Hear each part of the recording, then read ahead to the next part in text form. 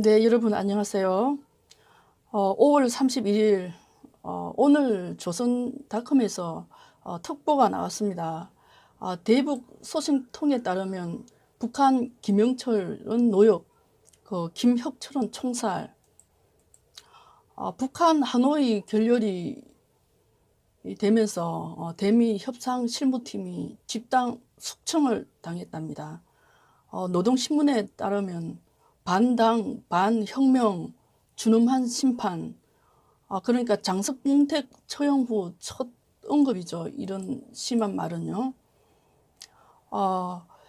북한이 하노이 미북 정상회담의 실무 협상을 맡았던 대미 협상을 총괄했던 김영철 노동당 통일전선부장 해임 후 자강도에서 강제 노역 및 사상교육을 받고 있고, 김혁철 국무위원회 대미 특별대표와 외무성 실무자들은 협상 결렬 책임을 물어 처형한 것으로 30일 알려졌답니다. 김혁철 대미 특별대표는 미국 측 의중을 제대로 파악하지 못한 채 협상 상황 보고를 부실하게 했다는 이유로 미제 스파이로 몰려서 간부 외무성 간부 4명과 함께 조사받고 그 미림 비행장에서 처형 당했다는 얘기가 있다고 하고, 김성애 통일전선부 통일책략실장은 작년 2월 평창올림픽 참석자죠. 방한한 김여정을 이제 밀착 보좌한 인물인데, 이 사람은 지난 1월 김영철이 방미에 동행한 데 이어서 또 2월 평양과 하노이에서 스티븐 미건 미 국무 대북 정책 특별 대표를 만나 정상회담 직전까지 비핵화 의제를 조율했던 사람입니다. 이 사람 또한 정치범 수용소에 들어갔고, 또 통역사 신혜영은 실전 경험이 부족으로 이제 여러 차례 실수를 저지른 것으로 보인다고, 또한 정치범 수용소로 보내졌다면서 이들에겐 이제 미제에 포섭돼 이제 수령을 배신했다는 그 미제 스파이 혐의가 적용되어서 이렇게 처벌이 되었답니다. 그러니까 앞에서는 이제 수령을 받드는 척하고 이제 뒤에서 돌아앉아서는 땅 꿈을 꾼, 그러니까 동상이몽이죠. 그러한 마음으로 수령에 대한 도덕 의리를 저버린 반당적 반혁명적 행위라며, 이런 자들은 혁명의 준엄한 심판을 면치 못하게 된다고 밝혔습니다. 또 수령에 대한 충성심을 말로만 외우고 심지어 대세에 따라 변하는 배신자, 변절자로 이제 나타나게 된다면서 충실성은 결코 투쟁 윤환이나 경력에 대한 기인되는 것이 아니다, 이렇게 전해왔습니다. 그리고 김여정은 건신 조치가 이제 내려졌다고 보도되는데, 북한 소식통 탈북 1호 박사 이해람 박사에 의하면 김여정이 마약 중독으로 치료를 받고 있다고 이렇게 며칠 전에 유튜브에서 나와서 공개를 했는데, 이분 이제 북한 소식은 이제 이분이 이제 어쩌면 빠르고 정확한데, 또 본인도 자신의 정보 내용의 정확성은 80%라고 이야기합니다. 어쨌든 하노이 회담 결렬 후 보이지 않았던 김영철의 근황을 이제 조선닷컴에서 이제 오늘 노동신문으로 인해서 이제 알게 됨에 따라 김영철의 생사도 장담할 수 없다는 말이 나옵니다. 왜냐하면 반당, 반혁명의 그 준엄한 심판 이런 말들이 언급되었기 때문입니다. 이러한 숙청을 암시하는 표현이 등장한 것은 2013년 12월 장성택 처형 후 처음이라고 합니다. 그러니까 하노이 협상 결렬로 이제 충격받은 김정은이 내부 동요와 그 불만을 돌리기 위해서 대대적 숙청을 강행한 것이죠. 김정은이나 문재인의 공통점이 있습니다. 이렇게 보면은 그건 자신이 적폐이면서 적폐 청산을 한다는 것입니다. 남한에서도 적폐자 많죠. 숙청 대상자 넘치는데 그 자신을 남측 대통령이라고 이제 김정은이에게 말하는 그다 있잖아요. 문재양이. 그건 이제 적폐 1호죠. 적폐 1호인데 김정은이가 숙청하고도 남을 뻔했죠. 이런 걸 보고도 북바라기 김정은 바라기들은 이 종북주사파, 더민주당, 자한당 국회놈들까지 이해가 갑니까? 여러분 이해가 가느냐고요. 더욱 참담한 것은 지금 이 순간 김정은이 한국에서 평화 파리를 하는 사람들을 보면서 무슨 생각을 할까? 한편으로는 고맙다고 생각할 수도 있겠고 그러나 근본적으로는 정신 나간 사람들이라 하고 경멸하고 있지 않을까요? 북베트남이 남베트남을 정복한 이후에 남베트남에서 그 협력했던 인사들을 가장 먼저 처형했다는 사실 잊지 말아야 할 것입니다. 이들은 요런 놈들부터 쳐 죽였잖아요. 숙청 1순위죠. 문재인 간첩 일당들과 종북주사파들. 청와대 안에 빨갱이 가득하고 뭡니까? 그 간첩 잡는 안기부가 뭐예요? 요즘 정보부입니까? 거기에 간첩 다 들어놓고 기무사도 간첩 잡는 기무사도 간첩 앉혀놓고 사법부, 행정부, 국회, 언론, 시민단체, 종교단체까지 암약하는 이 자익 종북 쓰레기들 이들이 왜 모릅니까? 공식이 다 나와 있는데.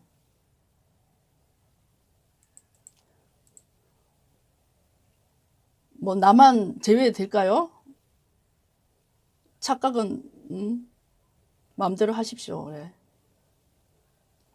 문재인이 저러한 살인마를 끌어안고 솔직하고 담백하고 예의 바르다고 입이 딸터록 아첨하는데 이는 국민을 속이고 국민을 선동하는 겁니다. 문어벙 이 새끼도 이제 갈 때까지 간 놈입니다. 그래서 김정은과 문재인 이 악마 두 놈 날릴 제2의 이수신 장군이 오고 있다는 거죠. 오고 있습니다. 자, 그럼 2016년 11월 26일 대통령 탄핵 반대 집회로 돌아가 보겠습니다. 이때는 그 중앙지검 이영렬이 수사본부장으로 그 최순실을 공소장을 쓰는데 박근혜 대통령을 이제 공범으로 하려다가 그 최순실이 공무원이 아니니까 박 대통령을 최순실과 엮어서 공범으로 이제 공소장을 쓰게 되는 거죠. 이게 이제 2016년 11월 20일 날에 이제 공소장을 이제 써서 국회로 넘겼고 또 그 후 이제 12월 3일은 국회에서 그 탄핵 사유서를 만들지도 않고 그대로 복사해서 탄핵 소추안을 발의를 했고, 그 후 12월 9일 날에 오후 4시 10분에 국회의장이 탄핵안 가결을 선포한 겁니다. 두드리고요. 두드렸잖아요. 이 이야기가 이제 며칠 전 그 미국에서 있던 김평우 변호사가 한국에 들어와서 이제 탄핵의 주범이 한교안이었다고 이제 밝힌 그 내용입니다. 이제 공소장의 이제 중간 결재자가 그 이영렬이고, 이영렬은 중앙지검사죠. 지금 검사죠. 그리고 또 김순환 검찰총장이고, 김현웅 법무부 장관인데, 이제 공소장을 제출하려면 사인을 한교안까지 이렇게 다 받아야 된다는 거죠. 그래서 이영렬이 그 공소장을 쓰고 국회에 제출한 3일 후에 김용훈은 사표를 좀 냈죠. 그때 사표를 냈습니다. 김용훈이 어떤 마음에 사표를 냈는지 개인 판단에 맡기겠습니다만, 무슨 뜻이겠어요, 그게. 불법이라는 걸 알았겠죠, 첫째는. 그리고 자기 자신도 거기에서 책임을 회피하고 싶었겠죠. 그런데 이 김현웅 법무장관 전에 있었던 사람이 한교안입니다, 한교안. 또 최고 결정권자가 한교안 국무총리였던 거죠. 그러니까 김평우 변호사가 주범을 한교안으로 짚는 거예요. 나름 일리 있는 말이죠. 저도 이제 숱하게 그 한교안을 기회주의자, 양아치주의자, 우파 계멸의 원흉으로 저도 계속 말을 해왔습니다. 그래, 대통령이 탄핵되려면 위법이 있어야 하는데, 박근혜 대통령은 조사 한 번 안 받고 참고인으로도 알려주지도 않은 상태였다는 거죠. 서울중앙지검 이영렬 검사가 공소장을 쓰고 국회에 넘기고, 탄핵 사유서를 국회는 또 만들지도 않고 검찰이 정해준 공소장 그대로 복사해서 국회 탄핵 소추장을 헌재에 넘기고, 헌재도 입건 안 된 수사 한 번 안 받은 대통령을, 참고인 조사 한 번 안 받은 대통령을 탄핵도 아닌 파면시켜서 대통령을 끌어내렸습니다. 그래서 이 난은 검찰의 난.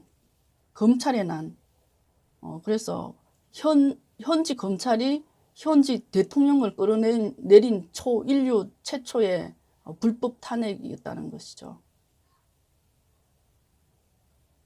세계적으로도 이런 일은 없었는데, 탄핵은 검찰이 하고 구속은 특검이 했다는 김평우 변호사의 변입니다.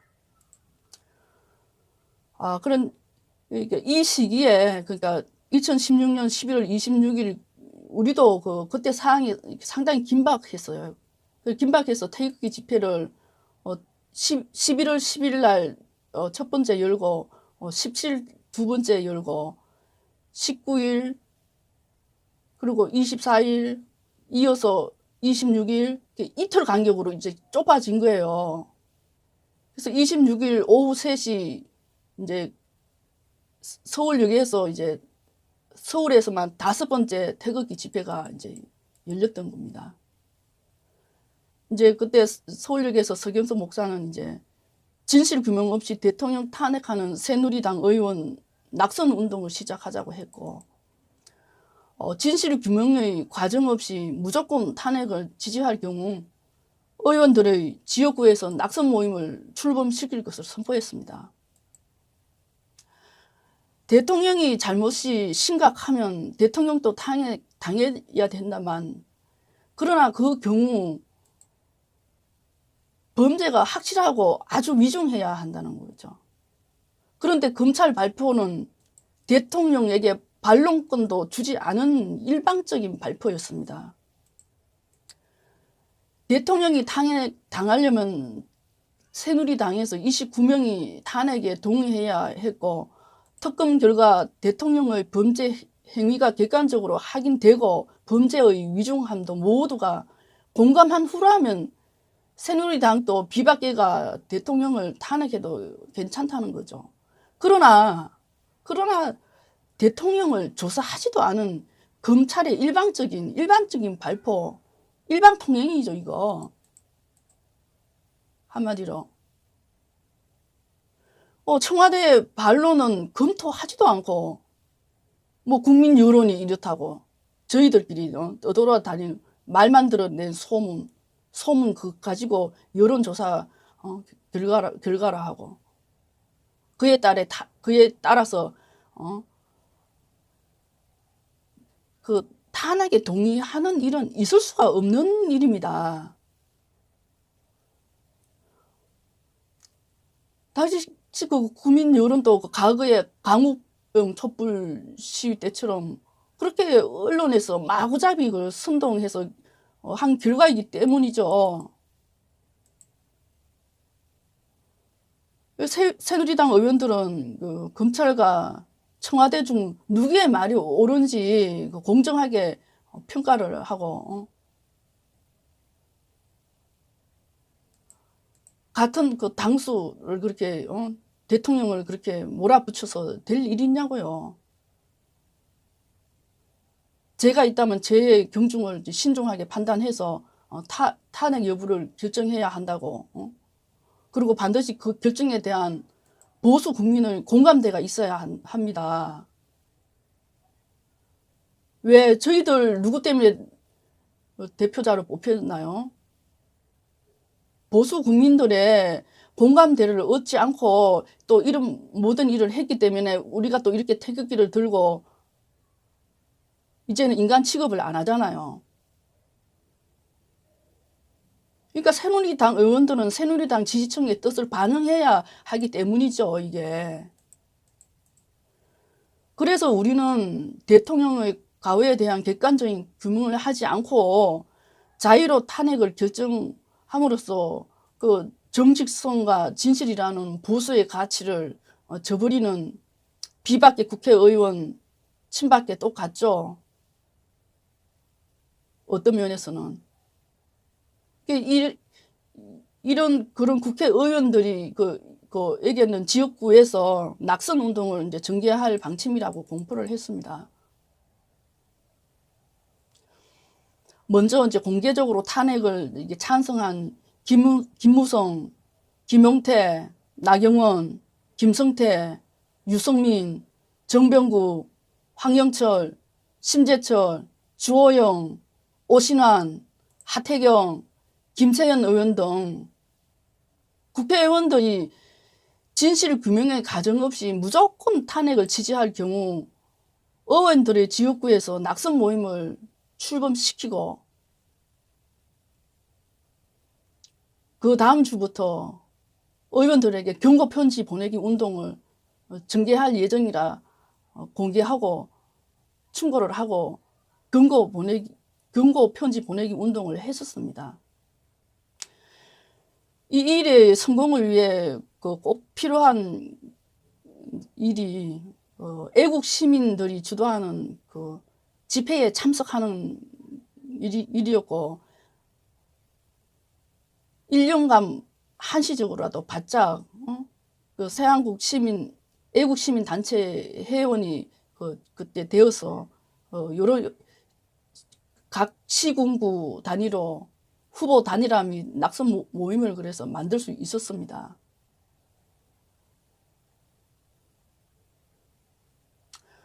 지금 북한이 시끄럽습니다. 지난 9일 미사일 쏜 후 아주 조용한데 김정은이 모습을 보이지 않고 김정은이 모습을 드러내지 않고 아까 뉴스타운에서는 그 사망설도 조심스럽게 나오는데 확인된 바는 없습니다.